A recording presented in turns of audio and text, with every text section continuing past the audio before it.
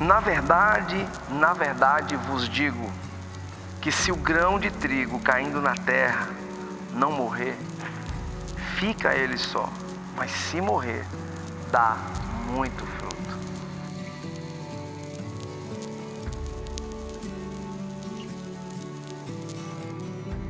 Quando eu cheguei na comunidade, foi no ano de 1997, quando eu conheci através da minha irmã e fui convidado e tive esse primeiro contato com o pastor Manassés, pastor Boaz e naturalmente a coisa foi acontecendo. Eu conheci o pastor Manassés em 1992, isso mesmo, 1992, quando eu casei com a pastora Simone, claro, e saímos da Assembleia de Deus e fomos para a comunidade evangélica de Maceió. Tudo começou no ano de 1987, né, quando eu tive um encontro extraordinário com o Senhor, onde eu, por conta de tantas situações na minha vida, especialmente de cunho espiritual, pensei em suicídio, mas numa noite, vindo inclusive depois de uma farra, drogado, bêbado, eu fiz uma oração, mesmo não sendo crente, pedindo para que Deus pudesse ter um encontro comigo e eu ter um encontro com Ele.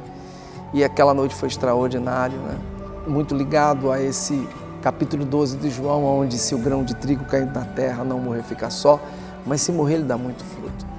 E logo em seguida eu me converto e conheço a minha esposa, nos conhecemos na verdade no mundo e 3 meses depois estávamos convertendo ao Senhor e buscando a vontade de Deus para as nossas vidas. Poucos meses depois nos batizamos, noivamos, casamos, constituímos uma família, vimos a igreja crescer junto com o nosso querido pastor Zoroastro, debaixo da cobertura espiritual do apóstolo César Augusto, do bispo Robson Rodovalho.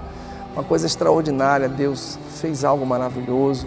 Quero deixar também aqui o meu agradecimento ao bispo Lindomar da Sara Nossa Terra, que foi o meu primeiro discipulador, uma pessoa que me ensinou muito junto com a bispa Ana Cláudia, meu carinho a esses irmãos tão preciosos, mas quis o Senhor nos conduzir para um outro caminho. O que havia em primeiro lugar no meu coração era servir com qualidade na obra do Senhor. E isso, graças a Deus, até hoje eu tenho primado, para que o serviço seja de excelência. E quando foi em 2006,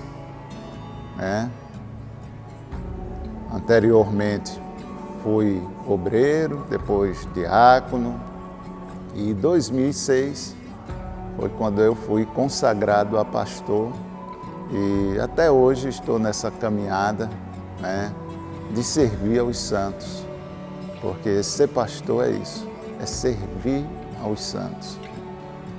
E eu tenho tido assim esse prazer de servir os meus irmãos, e espero que no nome de Jesus isso se prolongue por muitos e muitos anos, que eu possa estar contribuindo no reino de Deus. A igreja foi crescendo, até que tempos depois conseguimos comprar um terreno no Acauã, onde foi construído o primeiro templo, E esse templo foi inaugurado em 2000, no ano 2000. E foi justamente nesse ano, na inauguração do templo, onde eu fui consagrado a pastor. Mas já servia como obreiro, como diácono, estive sempre servindo, fazendo as coisas que hoje faço, hoje com mais intensidade, é claro. Mas no ano 2000 foi quando iniciou-se o meu ministério pastoral. A coisa foi crescendo, saiu da nossa garagem, ficamos numa escolinha por acho que uns 3, 4 anos, depois construímos e a coisa foi acontecendo.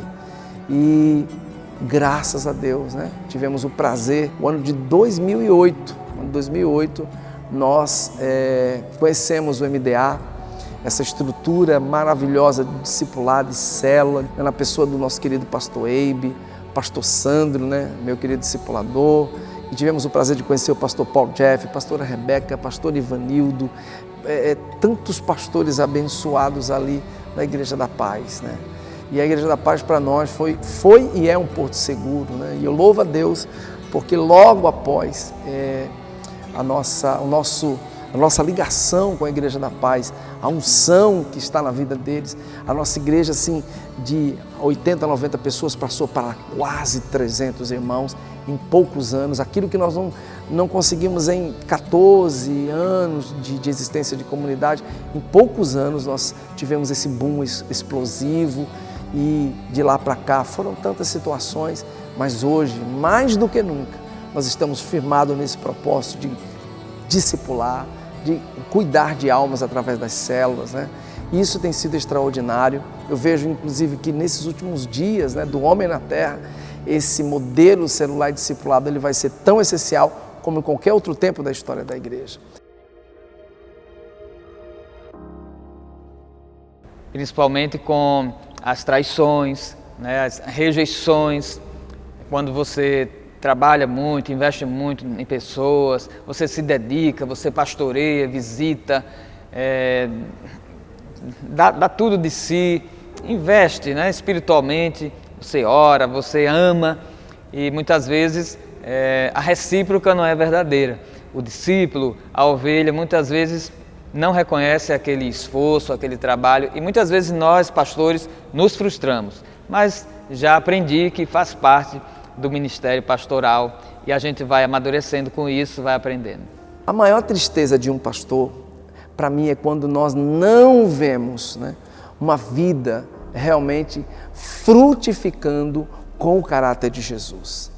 É quando alguém se perde nesse processo do reino de Deus, né, e não avalia o peso que a palavra tem na vida de uma pessoa. A maior tristeza de um pastor é quando a gente ver filhos espirituais, né, se rebelando, não contra nós, mas contra os princípios da palavra de Deus.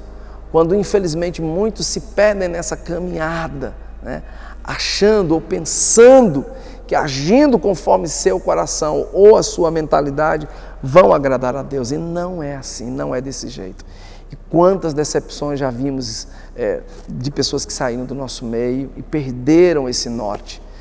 Essa para mim é a maior tristeza, quando vemos pessoas sendo filhos espirituais, na verdade sendo um aborto, porque o filho é gerado, mas ele não consegue crescer, ele é abortado, né?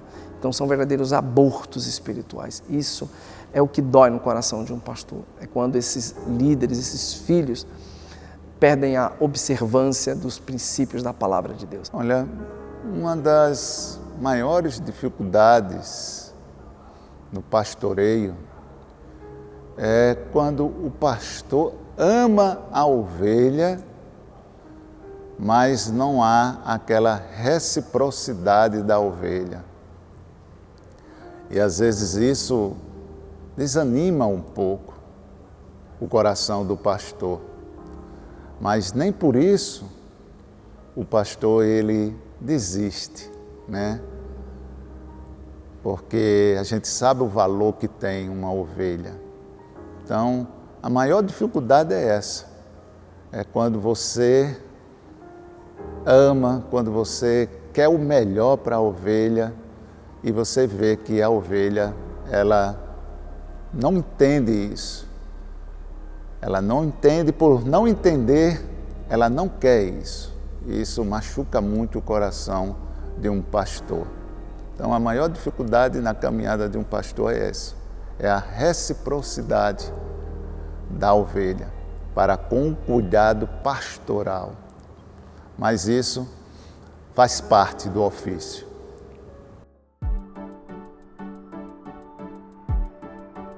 É ver o crescimento do discípulo, o crescimento da ovelha, quando você investe em pessoas e vê a resposta positiva.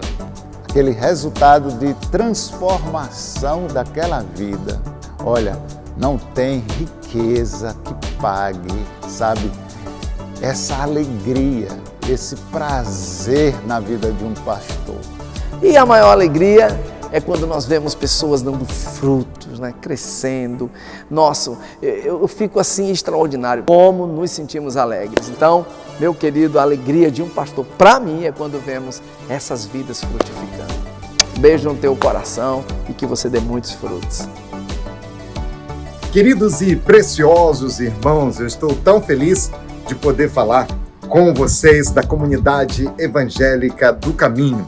E os irmãos estão vivendo um momento tão especial nesse final de ano. Hoje, domingo, eu me sinto muito honrado de fazer parte desse momento que eu considero que é um divisor de águas. A igreja avançando, a igreja se organizando, a igreja partindo para um novo tempo de crescimento, de frutificação e de multiplicação. O reino de Deus é assim. Ele cresce, ele evolui, ele vai adiante, porque existem muitas pessoas, muitas famílias que são amadas por Deus e que Deus deseja alcançar cada uma delas. Por isso, me alegro hoje com esse novo tempo na comunidade evangélica do Caminho. E esse novo tempo que será vivido agora no Núcleo Antares pelo pastor Manassés e também pela pastora Rita. E esse novo tempo que agora temos aí pela frente, no Núcleo Acauã, com o pastor Sérgio, a pastora Aristela e também o pastor Boaz e a pastora Simone. Eu me sinto alegre e feliz por fazer parte desse momento tão histórico.